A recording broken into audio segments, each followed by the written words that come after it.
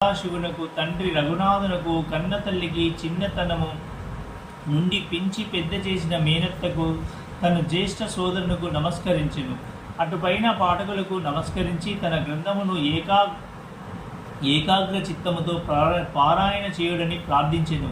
చివరిగా తన గురువు దత్తావతారమునకు శ్రీ సాయిబాబాకు నమస్కరించి తాను వారిపై పూర్తిగా ఆధారపడి ఉన్నానని చెప్పుచు ఈ ప్రపంచము మిథ్యమనియు బ్రహ్మమే సత్యమనే అనుభవమును తనకు కలిగించు శక్తి వారికే కలదని చెప్పుచు ఈ ప్రపంచములోని జీవులందు పరమాత్మ నివసించుచున్నాడు వారందరికీ నమస్కరించెను. పరాశరుడు, వ్యాసుడు, శాండిల్యుడు మొదలగు గలవారు చెప్పిన భక్తి మార్గములను పొగడి వర్ణించిన పిమ్మట హేమాడ్ పంతు ఈ క్రింది కథను చెప్పుటకు ప్రారంభించాడు. 11వ పేజీ సమాప్తం.